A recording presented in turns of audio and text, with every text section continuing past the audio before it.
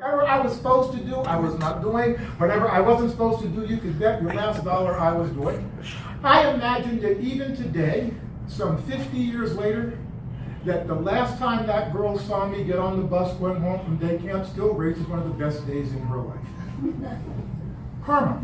Fast forward about 5 years. I am now the teenager. It is another summer vacation, and I am once again at day camp. This time, however, I am not one of the campees. I am the camp counselor. I owe my mother for this, my dear darling mother who volunteered me for this, because there is no way in the world I ever would have volunteered to spend my summer vacation shepherding around a bunch of snot-nosed, sniveling little brats. But nevertheless, that's where I was. And oh, I was not the happy camper, and that pun was indeed intended. One of the activities that we took place in, one of the things that we enjoyed, one of the things that we did, one of the very last ones, in fact, was, you guessed it, bowling. And I saw this as an opportunity to get back at every one of these snot-nosed little brats.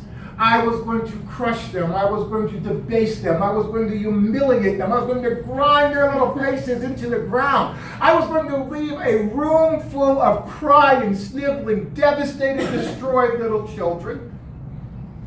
Didn't quite work out that way. When I strode up to the alley to roll my first ball, I threw a gutter ball to the left. Not a great beginning.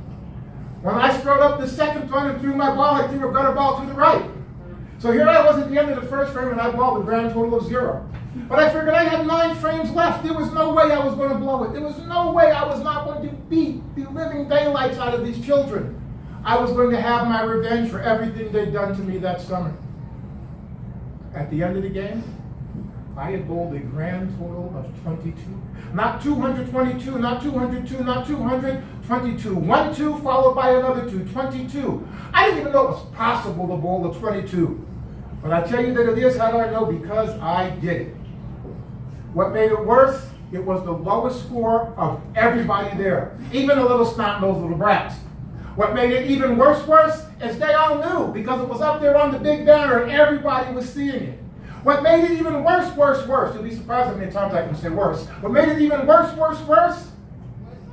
were talking about it, pointing it out to each other. And they were pointing it out to Gail. I would have to understand, ladies and gentlemen, at this point in my life, Gail was the primary object of my adolescent lust. And let me tell you, this adolescent had a whole lot of lust.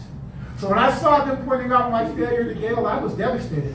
I wanted to run. I wanted to be anywhere but where I was, but there was no place to go. When I saw her walking toward me, I was expecting a scathing rebuke. I was expecting humiliation, degradation. I was not looking forward to it. But again, there was no place to go. But as I looked closer, I noticed there was a smile on her face. There was a sparkle in her eye.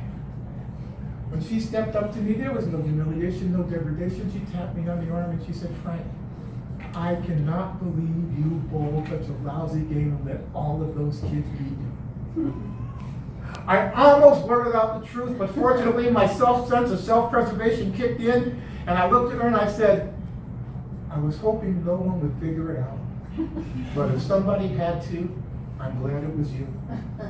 I may not have convinced you, ladies and gentlemen, that bowling could be called the sport of kings, but let me tell you, when I walked out of that bowling alley that morning, hand in hand with Gail, I felt like a king walking with his queen.